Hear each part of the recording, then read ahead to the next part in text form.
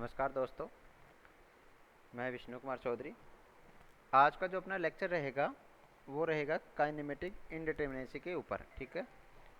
अगर मैं सिलेबस की बात करूँ तो जो बीटीआर में सिलेबस है उसमें काइनेटिक इंडिटरमिनेसी नहीं है, लेकिन फिर भी मैं एक लेक्चर काइनेटिक इंडिटरमिनेसी के ऊपर ऊपर बढ़ा रहा हूँ, क्योंकि इम्पोर्टेंट हो जाता है जब आपने स्टैटिक इंडिटरमिनेसी पढ़ी उसके बाद में काइनेटिक इंडिटरमिनेसी पढ़ना और एटलीस्ट समझना कि होता क्या है। ठीक है। जब स्ट्रक्चर की स्टेबिलिटी की बात आती है तो ये भी एक इम्पोर्टेंट एस्पेक्ट हो जाता है। ठीक है। चलिए शुरू करते हैं हम लोग। काइनेटिक इंडिटरमिनेसी का मतलब होता है डिग्री ऑफ फ्रीडम। अब degree of freedom about the joint या जॉइंट की डिग्री ऑफ फ्रीडम। अब डिग्री ऑफ फ्रीडम का मतलब अगर मैं हिंदी में समझाऊँ आपको तो इसका मतलब है वो कितनी डायरेक्शन में मोशन कर सकता है। ठीक है। अब यहाँ पे चूंकि स्ट्रक्चर स्टेबल है तो मोशन नहीं होगा, वहाँ पे केवल और केवल डिफॉर्मेशन होगा। ठीक है कि नहीं। अब डिफॉर्मेशन को हमने दो कैटेगरीज में बांटेंगे अपन। डिफॉर्मेशन में होगा डिस्प्लेसमेंट, एक तो सॉरी डिफ्लेक्शन एंड रोटेशन। ठीक है। अब डिफ्लेक्शन मतलब जैसे उसकी लेंथ में थोड़ा सा डिफ्लेक्शन हो गया, मतलब उसका थोड़ा लेंथ इंक्रीज या डिक्रीज हो गया, या वो किसी पॉइंट के बाद रोटेट कर गया। ठीक है। तो वो होगी डिग्री ऑफ फ्रीडम। अगर अपन लोग स्पेस स्ट्रक्चर की बात करेंगे, 2D स्ट्रक्चर की बात करेंगे, तो एक प्लेन में जो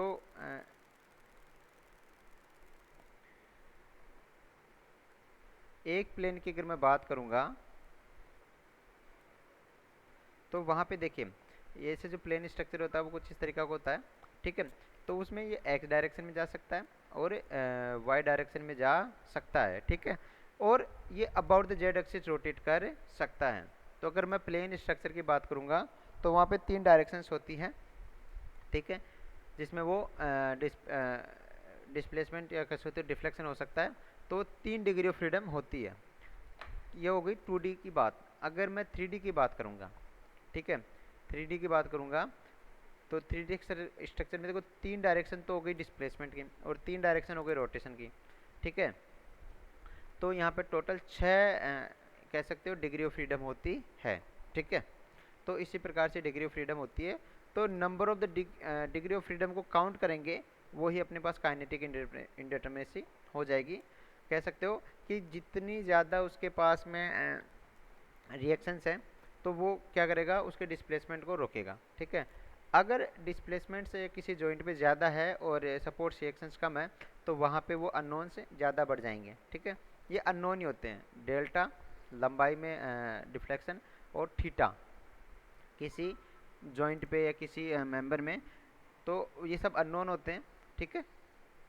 तो काइनेटिक इंडिटरमिनेसी होती है वो डिग्री ऑफ फ्रीडम से रिलेटेड होती है। ठीक है।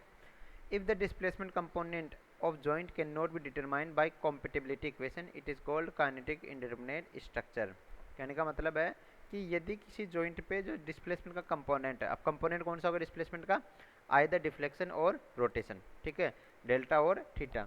अगर वो कॉम्पेटिबिलिटी इक्वेशन हो गई फोर्स एंड डिस्प्लेसमेंट में रिलेशन, जो रिलेशन होता है उसको बोलते हैं कॉम्पेटिबिलिटी इक्वेशन। ठीक है।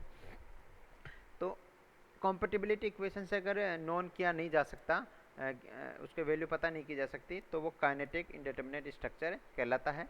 इसको डीके से रिप्रेजेंट किया जाता है। किससे? डीके से। जो स्टैटिक वाला था उसको डी एस से रिप्रेजेंट किया था। ठीक है। तो degree of kinetic indeterminacy DK it is defined as the total number of unrestrained displacement, translation और रोटेशन कंपोनेंट एट जॉइंट। कहने का मतलब है कि किसी जॉइंट पे डिस्प्लेसमेंट, चाहे वो ट्रांसलेशन हो मतलब डेल्टा हो, चाहे रोटेशन हो थीटा हो, कितने अननोन्स हैं, एक्स्ट्रा अननोन जिनको अपन ज्ञात कर नहीं सकते, या फिर जिन पे अपन का अनरिस्ट्रेन का मतलब हो गया जिनको अपन रोक हो नहीं सकते, रोकने का मतलब हो गया उनको बाइंड करना कि वहाँ पे डिस्प्लेसमेंट ना हो, तो वो कहलाती है डिग्री ऑफ इंडिटरमिनेसी। ठीक है। तो अपन देख लेते हैं कि कौन कौन से फ्रेम्स में डिटरमिनेसी के वैल्यू कैसे निकालते हैं। ठीक है। तो चलिए आगे चलते हैं। तो सबसे पहले अपन जो देखेंगे वो रहेगा रिजिड जॉइंटेड प्लेन फ्रेम्स। ठीक है। तो रिजिड जॉइंटेड प्लेन फ्रेम का मतलब हो गया वो फ्रेम जो बीम और कॉलम से मिलकर बना है और उसमें जो एंगल है वो चेंज नहीं होता है। जैसे ये एंगल होगा वो चेंज नहीं होगा। ठीक है। डी के will be equal to 3J minus capital R plus small R dash. अब देखिए इसमें इसको मत समझिए कि मैंने आपके बाप को बताया कि जो प्लेन फ्रेम्स होते हैं उसमें एक जोन पे 3 डिग्री ऑफ मोशन या फिर डिस्प्लेसमेंट, ठीक है, हो सकते हैं। ठीक है, कौन कौन से? एक तो डेल्टा एक्स, एक वाई डायरेक्शन में डेल्टा वाई, और एक हो गया रोटेशन अबाउट जेड यानी थीटा जेड। ठीक, तो ये 3 हो सकते हैं। तो अगर नंबर ऑफ जॉइंट्स जे हैं तो 3 इंटू जे हो सकता है। माइनस कैपिटल आर का मतलब हो गया number of the external reactions, जो एक जॉइंट पे जिस डायरेक्शन में लग रही होगी वहाँ पे उसको रोकेगा। जैसे अगर मान लो मैं फिक्स जॉइंट की बात करूँ तो फिक्स जॉइंट में क्या होता है, नीचे से एक रिएक्शन आती है वाई डायरेक्शन में, एक एक्स डायरेक्शन में साइड से रिएक्शन आती है, ठीक है, और एक मोमेंट लगता है। ये क्यों जनरेट होते हैं? ये थीटा को displacement in Y direction and displacement in X direction को रोकने के लिए जनरेट होते हैं। ठीक है, तो मतलब जितनी ज़्यादा रिएक्शंस होगी वहाँ पे उतने ही उसको वो रोकेगा, बाइंड करके रखेगा। ठीक है, तो माइनस आर मतलब external reactions, plus R dash का मतलब हो गया रिलीज रिएक्शंस। मतलब अपन ने देखा था जब अपने स्टैटिक एंड डिटरमिनेसी पढ़ा था तो उसमें देखा था कि अगर जो जैसे हिंज दे दिया मान लीजिए तो वो क्या करता है, रिलीज कर देता है, मतलब वो डिग्री ऑफ फ्रीडम प्रोवाइड करवाता है। ठीक है, तो वहाँ पे हमने इसको माइनस किया था, लेकिन यहाँ पे इसको अपन प्लस करेंगे। अब अगर मैं इंटरनल हिंज की ही बात करूँ तो मैंने बताया था number of connected members eight hinge -1, मतलब अगर 2 मेंबर हो रहे हैं तो 2 - 1, और अगर किसी हिंज में 3 मेंबर कनेक्टेड हो रहे हैं तो 3 - 1, ये सब वहाँ पे होगा। ठीक है, अगर और कोई इंटरनल हिंज जैसे रोलर दे रखा होगा या कुछ और दे रखा होगा तो वहाँ मैं बता चुका कि वहाँ पे कितनी रिलेक्शन रिलीज होती है, तो जितनी रिलेक्शन रिलीज होगी वो इसमें ऐड हो जाएगी। ठीक है, ये तो हो गया सिंपल काइनेटिक इंडिटरमिनेसी। एक आता है डी के एनएडी का मतलब हो गया अपन को फ्रीडम निकालनी है, लेकिन एक्सियल जो डिफॉर्मेशन होते हैं उसको नेग्लेक्ट करके अपन ये मान लेंगे कि एक्सियल डिफॉर्मेशन होगा वो 0 होगा। ठीक है, यानी स्टिफनेस इज इनफाइनाइट एट, ठीक है, एक्सियली जो स्टिफनेस है वो 0 रहेगी। बीम्स आर एक्सियली रिजिड और स्टिफनेस इज इनफाइनाइट, बीम्स को आमतौर पे ये माना जाता है। ठीक है, तो इसमें क्या जाएगा, डी के जो अपन ने निकाला वो माइनस है एम डैश क्या हो गया, number of axially rigid members. ठीक है, अब अगर वो आपको काइनेटिक इंडिटरमिनेसी विथ एक नेग्लेक्टिंग एक्सियल डिफॉर्मेशन कैलकुलेट करवाएगा तो वो आपको कहेगा कि आपको सबको एक्सियल जो एक्सियल स्टिफ मानना है या कुछ मेंबर्स को मानना है या केवल बीम्स को मानना है, ये वो आपको क्वेश्चन में देगा। ठीक है, तो ये तो बातें हो गई आपके पास में रिजिड जॉइंटेड प्लेन फ्रेम्स की। अब अगर मान लो 3D की बात करेंगे अपन, तो ये आ गया आपके पास में 3D स्ट्रक्चर। ठीक है, तो 3D में मैंने बताया था कि एक जॉइंट पे 6 अननोन होते हैं। ठीक है, तो 6J minus capital R plus R dash. ठीक है, और वही बात डी के माइनस एम डैश वो मेंबर जो एक्चुअली नेग्लेक्टिंग एक्चुअली डिफॉर्मेशन को नेग्लेक्ट करेंगे। ठीक है, अब डी के मतलब एक जॉइंट पे 6, तो 6J माइनस कैपिटल आर मतलब number of external unknown reactions plus R dash का मतलब number of the release reactions. अब अगर हिंज की ही बात करेंगे अपन तो अपन इसमें जो फॉर्मूला मैंने बताया था आपको पहले वो था कि 3 इंटू m-1, ये तो था उसके केस में। ठीक है, 3D के स्ट्रक्चर में अगर 2D रहेगा तो m-1 हो जाएगा ओनली एंड ओनली हिंज। अगर कुछ और दे रखा है जैसे रोलर दे दिया, लिंक दे दिया, तो उसमें जब number of the release reaction होगी वो यहाँ पे अपन काउंट करके लिखेंगे। ठीक है, बीम्स को एक्चुअली नेग्लेक्ट, जो बीम का एक्चुअली डिफॉर्मेशन होता है उसको नेग्लेक्ट किया जाता है या 0 माना जाता है।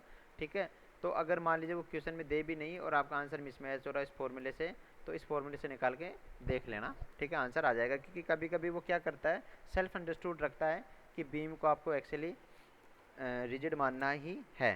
ठीक है, चलिए थोड़ा सा और आगे चलते हैं। अगला जो अपने पास जो फ्रेम आएगा या जो स्ट्रक्चर आएगी वो आएगी पिन जॉइंटेड प्लेन फ्रेम। अब पिन जॉइंटेड प्लेन फ्रेम का मतलब होगा ट्रस से जो मिलके बना होता है। ठीक है, तो अब देखिए ट्रस की जब बात आती है तो अपन ये मान के चलते हैं कि उसमें जो लोडिंग होती है वो केवल जॉइंट्स पे होती है। ठीक है, तो जॉइंट पे जो लोडिंग होगी वो केवल और केवल डिस्प्लेसमेंट दे सकता है, रोटेशन नहीं दे सकता। ठीक है, तो जब इस पे प्लेन फ्रेम की बात चल रही थी तो वहाँ पे 3 थे अननोन, यहाँ पे कितने हैं, यहाँ पे कितने अननोन आएंगे, 2 अननोन। ठीक है, तो 2 हो गया। अब हर जॉइंट पे 2 आएंगे तो 2j। ठीक है, ये हो गई degree of freedom minus R number of external unknown reactions. अब कोई पूछे कि साहब इसमें स्मॉल आर कहाँ चला गया, तो बेटा जब ट्रस्ट मेंबर की बात आती है तो वो एक्चुअल में होते ही लिंक्ड हैं हिंज से। ठीक है, पिन जॉइंटेड होते हैं, तो वहाँ पे एक्स्ट्रा पिन या फिर एक्स्ट्रा हिंज प्रोवाइड करवाने की आवश्यकता नहीं पड़ती है। ठीक है, तो ये तो हो गई एक बात। दूसरी बात होती है कि इसमें जो लोडिंग होती है वो केवल एक्सियल लोडिंग होती है, या कह सकते हो हमेशा जॉइंट पे लोडिंग होती है, तो इसमें रोटेशन या कह सकते हो मोमेंट प्रोड्यूस नहीं होता। अगर मोमेंट नहीं होगा तो वहाँ पे रोटेशन आएगा नहीं। तो एक जॉइंट पे या किस जॉइंट पे केवल 2 ही डिस्प्लेसमेंट हो सकते हैं, वो हो गया एक्स एंड वाई डायरेक्शन में। ठीक है, तो 2j माइनस आर। अब बात आती है नेग्लेक्टिंग एक्सियल डिफॉर्मेशन। तो अगर एक्सियल डिफॉर्मेशन को 0 मान लोगे तो इसमें जो डिग्री ऑफ काइनेटिक इंडिटरमेसी होगी वो 0 हो जाएगी। अब बोले कि साहब ये 0 कैसे लिख दिया, इसका कारण मैं बताता हूँ कि जब जो ट्रेस फ्रेम्स होते हैं उसमें लोडिंग के कारण केवल और केवल इसमें या तो एक्सपेंशन होगा या कॉन्ट्रैक्शन होगा। जैसे मान लीजिए जॉइंट है, सॉरी ये मेंबर है ट्रेस मेंबर, तो इसमें जो लोडिंग होगी वो यहाँ लगेगी। ठीक है, तो या तो वो कंप्रेस हो जाएगा या फिर टेंशन के कारण खिंच जाएगा। ठीक है, तो अगर इसको एक्चुअली डिफॉर्म मान लोगे तो उसमें जो डिफॉर्मेशन होगा वो 0 हो जाएगा। ठीक है, और बाकी होगा जो डिफॉर्मेशन वो इसमें होते नहीं है, ना तो शेयर का डिफॉर्मेशन होता है ना मोमेंट का होता है। ठीक है, तो फिर डिग्री ऑफ काइनेटिक इंडिटरमिनेसी 0 हो जाएगी। ठीक है, आई बात समझ में, क्योंकि जो ट्रस होता है उसमें केवल एक्सियल फोर्स ही प्रोड्यूस होता है, प्रोड्यूस तो हो रहा है पर अगर प्रोड्यूस के कारण भी उसमें डिफॉर्मेशन नहीं आएगा तो काइनेटिक इंडिटरमिनेसी तो वैसे ही 0 हो जाएगी ना भाई। ठीक है, तो ये सिंपल सा है इसमें। तो अगर एक्चुअली ये मान के चलिए कि जो ट्रस्ट मेंबर्स होते हैं उसको आप एक्चुअली रिजिड नहीं मान सकते हो। ठीक है, एक्चुअली रिजिड मानोगे तो वो उसमें जो काइनेटिक इंडिटरमिनेसी है वो 0 हो जाएगी अपने आप ही। ठीक है, अब बात आती है स्पेस फ्रेम की, पिन जॉइंटेड स्पेस फ्रेम। तो मैंने देखिए जो पिन जॉइंटेड स्पेस फ्रेम होगा ऐसे वाला, ठीक है, कुछ ऐसे कुछ भी स्पेस फ्रेम मान लीजिए, तो उसमें जो फॉर्मूला निकल गया वो 3j माइनस आर। अब देखिए j मतलब नंबर ऑफ द जॉइंट्स, आपको पता है कि एक जॉइंट इनटू कितने वहाँ पे अननोन जनरेट हो गया, कितनी फ्रीडम ऑफ डिग्री है, माइनस कैपिटल आर मतलब number of external unknown reactions. ये 2 चीज़ें आपको पता हैं। ठीक है, अब इसमें 3 ही क्यों किया, देखिए मैंने आपको बताया जब पिछला केस था उसमें अपन ने 2 किया था। 2 का कारण ये था कि उसमें जो फोर्स था वो जॉइंट पे लग रहा था। ठीक है कि नहीं, तो उसमें केवल एक्स और वाई डायरेक्शन में ही डिस्प्लेसमेंट हो सकता था, रोटेशन उसमें नहीं होगा, पहली बात तो ये। इसी प्रकार जब 3D स्ट्रक्चर की बात करेंगे अपन, तो 3D स्ट्रक्चर में भी लोडिंग तो कहाँ आएगी, जॉइंट पे आएगी। तो जॉइंट के कारण वो केवल X Y and Z direction में केवल और केवल डिस्प्लेसमेंट कर सकता है, उसमें मोमेंट जनरेट होगा नहीं। अगर मोमेंट जनरेट नहीं हो रहा है तो वहाँ पे रोटेशन का मान आएगा वो 0 आएगा। ठीक है, तो वहाँ पे केवल और केवल एक जॉइंट पे अगर ट्रेस फ्रेम में केवल और केवल 3 डिग्री ऑफ फ्रीडम हो सकती है, delta X, delta Y and delta Z, वो भी केवल और केवल कौन सी, डिस्प्लेसमेंट वाली, ट्रांजिशन वाली। ठीक है, ट्रांसलेशन वाली। रोटेशन वाली डिग्री ऑफ फ्रीडम का मान हो जाएगा 0। ठीक है, एक बात हो गई। फिर वही बात degree kinetic indeterminacy with neglecting axial deformation, अगर NAD करके कैलकुलेट करोगे तो मैंने बताया जो ट्रसेज होते हैं उसमें केवल और केवल होता ही एक्सियल डिफॉर्मेशन है। अगर आप उसको भी 0 कर दोगे तो वहाँ पे डिग्री ऑफ फ्रीडम का मान अपने आप ही 0 हो जाएगा। ठीक है, आई बात समझ में। तो इस प्रकार से आपके पास में काइनेटिक इंडिटरमिनेसी समझ लिया और 4 प्रकार से फ्रेम अपन ने समझ लिया। अब कोई बोले साहब बीम स्ट्रक्चर में क्या होता है, बीम में क्या होता है, तो देखो बीम में भी जो रिजिड फ्रेम्स थे उसी की तरह अपन डिग्री काइनेटिक इंडिटरमिनेसी कैलकुलेट कर सकते हैं। वो भी जो बीम्स होते हैं वो भी एक तरीके से